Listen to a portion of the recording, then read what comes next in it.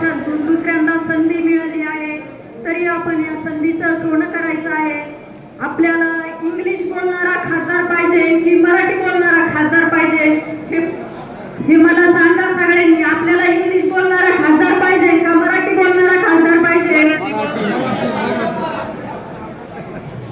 आपल्याला आपल्या लोकनेत्यांना प्रचंड बहुमताने विजयी करायचे. अहो, आपले विखे पाटलांचे काही कार्यकर्ते म्हणतात की नेत्यांचे कार्यकर्ते गुंड आहेत. तर मला सांगा, आता आपल्या लोकनेत्यांचे कार्यकर्ते गुंड आहेत का त्यांचे गुंड आहेत? अहो, आपण कोरोनाच्या काळात आपल्या नेत्यांनी त्यांच्या सगळ्या टीमनी जीवाची पर्वा न करता सगळ्यांची सेवा केली. संसार सुद्धा बघितलं नाही. त्यांच्यावर काहीही आरोप करायचे आणि यांनी एसीत जाऊन दार लावून बसायचं. याच्यात काय गैर आहे का? आपण काही वेगळं केलेलं आहे का?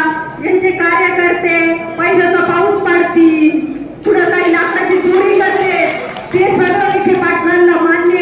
आणि साध्या शिक्षकांनी नेत्यांचा प्रचार केला म्हणून त्यांना निलंबित करायचं. अहो, आमच्या निंबळकचा एक बंधू आहे, त्यांना सुद्धा फक्त नेत्यांचं हे टाकलं म्हणून त्यांना सुद्धा निलंबित केलं. हे विखे पाटलांचं हे का?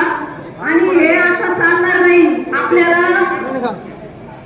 आपल्याला त्यांना प्रवऱ्याला पाठवायचंय. त्यामुळे सर्वांनी तुतारी या माणसावरती चिन्हाला सगळ्यांनी, माझ्या बहिणींनो, आपल्या या भावाला दिल्लीला पाठवायचंय. तर सगळ्यांनी प्रयत्न करायचे.